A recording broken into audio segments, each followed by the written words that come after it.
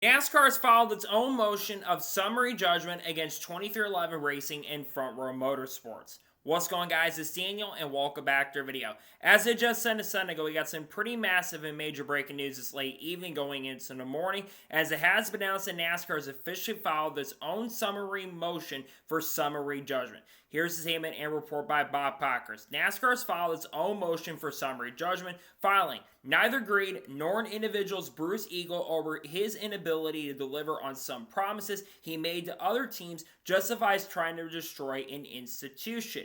Continuing on, NASCAR filing today includes statements from several team owners urging the lawsuit to be resolved in a way that keeps their charter system in place. Among those is Richard Childress and Rick Hendrick as well. Now, also according to Bob Pockrass, as mentioned, there are 9 owners that have actually asked for this to come into play. Bob mentions Richard Childress, Joe Gibbs, Rick Hendrick, Brad Keselowski, Carl Long, BJ McLeod, Roger Penske, Gordon Smith, Rick Ware, Cal Wells, and John Wood. In the summary, charters Spring Valley want them to say want to work toward permanent ones, and each of these statements have been released by Matt Weaver. First, beginning with Roger Penske's declaration. My name is Roger S. Penske, and I am the founder and chairman of Penske Corporation. Team Penske is a banner for racing teams fielded by subsidiaries of Penske Corporation. The company's first round race in 1966, and Team Penske, of course, began racing in NASCAR back in 1972. In 2015, Team Penske and other race teams collaborated with NASCAR with the idea of creating a new system for teams to participating in the Cup Series starting in 2016. Attempting to address teams' concerns with the cost of raising a Cup Series, NASCAR with feedback for teams introduced what is called the Next Gen car. Since the Next Gen car began racing in 2022, Team Penske's Cup race costs have been reduced to a smaller number of race cars in the fleet and a lesser volume parts replacement. In addition to cost efficiencies, the Next Gen has enhanced on-track product for our teams and certainly others.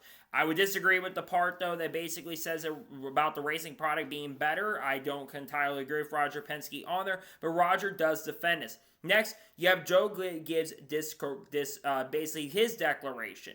He basically said they formed a team back in 1981. I respect for the time, effort, money for the Frenchman is put into making NASCAR what it is today. NASCAR has also been willing to evolve as a motorsport and sports and entertainment landscape has changed, particularly over the last 20 years. NASCAR teams ultimately agreed on the system starting in 2016. I am presenting this declaration voluntary and on my own free will. I'm hopeful that the 2025 charter and the efforts of NASCAR to teams and stakeholders and media partners will deliver continued success for all the stakeholders necessary to put effort on the fans' love. Quintessentially basically saying they want this whole thing to be settled. Richard Childress, who actually at one point called this a communist regime, he's also released his own declaration by saying, I am presenting this statement voluntarily on my own free will. I declare independently of perjury under the laws of the United States of America that the foregoing is true and correct. Executed on October 3rd, 2025. He's wanted this to continue on. This is why I remain committed to finally a mutual agreement solution that will provide permanent charters to all charter holders.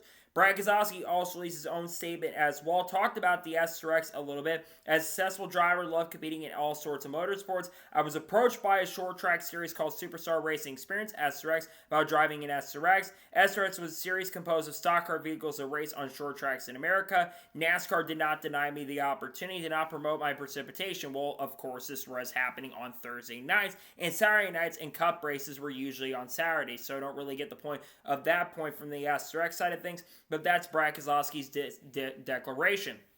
Gordon Smith, the owner of Hayek Motorsports, he also released his own statement as well, and he says the Cup Series is unique, and he also believes that the 2025 agreement represents the best deal the Hayek Motorsports and the other participating teams were able to negotiate, and its ability and certainly afforded by the charter system is a key and integral part of what enables it to have success. John Wood also sent his declaration as well. He says negotiations on the renewal for the charter agreement began in 2022. I recall receiving drafts of the new agreement before getting the final version in September 2024. In short, Wood Brothers Racing Soul's income is from racing NASCAR. We believe that the charter 2025 charter, as it currently exists, brings value to the race scenes. We signed the 2025 charters because we believe in the future of the Cup Series and we didn't want to risk losing what my family had worked so hard to create over the years. Continuing on, BJ McLeod, who doesn't have a charter anymore, he says, I was happy to give Catherine Legge the opportunity to compete in the Cup Series, and she made it easier to bring with her sponsor supporting her and who's all in on her efforts in NASCAR. Catherine is the same sort of trailblazer as Danica Patrick was for women in motorsports, and I'm happy to be able to open the doors for her in the Cup Series. Not sure how that affects the charter agreement, but that's to be determined. Carl Long surprisingly also signed the charter and basically said that he'd be open if they were given the chance and opportunity to receive a charter for 2025. He would basically take the chance and opportunity to be gladly take it. Some of the notable owners that were not part of this, one of them was Justin Marks in Trackhouse Racing. We know Justin Marks has been in support of the charter agreement in some way, shape, or form, but it's interesting that Justin Marks has made the decision not to go ahead and get involved in this, but a majority of the Cup team owners, the owners from Penske, Hendrick Motorsports, Joe Gibbs Racing, other organizations like BJ McLeod's team, Live Fast Motorsports, MBM, you name it. They all seem to be in support of the charter agreement in some way, shape, or form. Now, they were forced to basically sign that charter agreement, it sounds like, so that is something certainly interesting to look at for sure. Meanwhile, Denny Hamlin and 2311, seems like some of them are wanting to basically have a settlement that comes into play, but Denny Hamlin also brought his own receipts as well by basically saying, in case you're wondering who threatened the system, here's what was put out there during the original lawsuit beginning. NASCAR attorney Christopher Yates of Latham and Watkins replied, NASCAR would be perfectly fine going back to the pre-charter module. This basically going against what NASCAR is saying about basically wanting a settlement.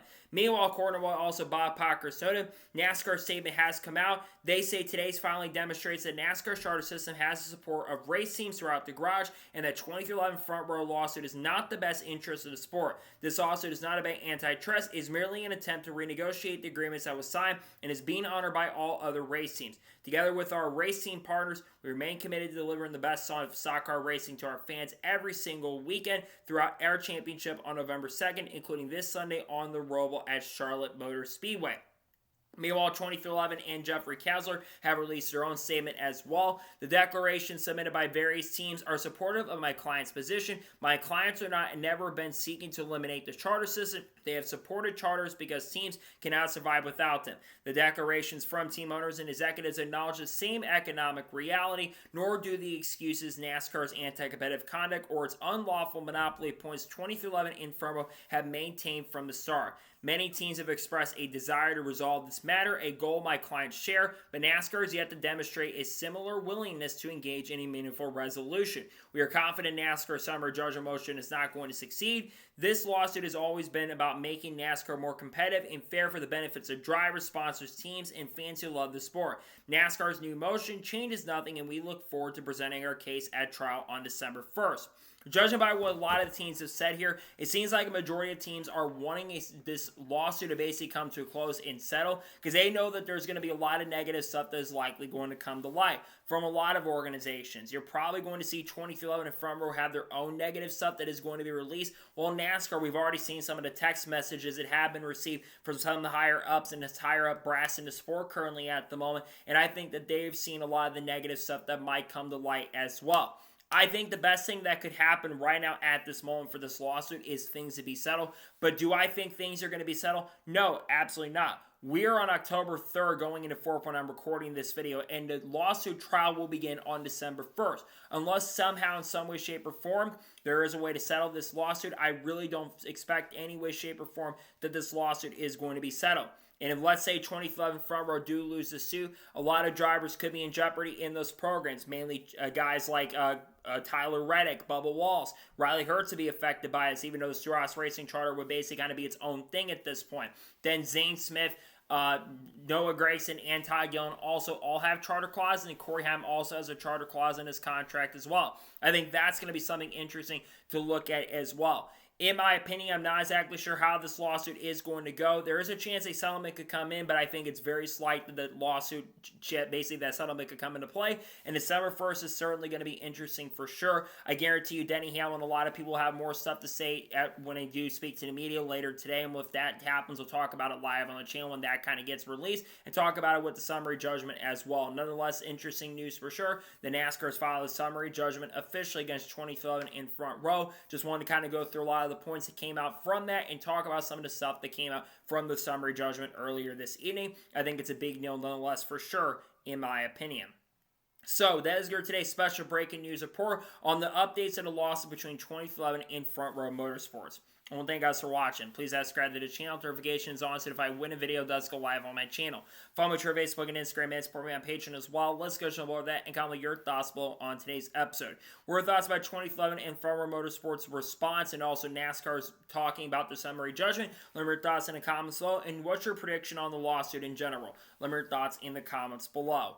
Later today, we'll have reaction to Xfinity Cup Series qualifying from the Charlotte Roval. Also have the race review for the Roval as well. Then tomorrow, we'll have the starting lineup video for the Cup race at the Charlotte Roval and the race review as well. And then Monday, we'll have a NASCAR news video. Talk more about the 2011 Front Row lawsuit. Talk about Kurt Busch's burnout over the weekend. Talk about some of the stuff from the Truck Series race, among other things, in the Xfinity race as well. We got a lot of content coming on Pila Haley against Shane Gisberg, Carl Edwards, Kurt Busch, Kyle Busch, Bubba Wallace, Ross Chastain, Sheldon Creed, Sam Mayer, Frankie Muniz, Cletus Safaro, Dodge Ram, Kyle Larson, Chase Elliott, Ryan Priest, Hendrick Motorsports, 23rd Front Row, Michael Jordan. Other things as well we'll talk about the channel like Sam Mayer, Sheldon Creed, and Daniel Sports, Connor Zillich, and Junior Motorsports as well. So anyways, like I said, I want to thank you guys for watching today's episode. I'll see you guys next time for more great, awesome NASCAR content, other motorsports content on the channel like this. Take care, everybody.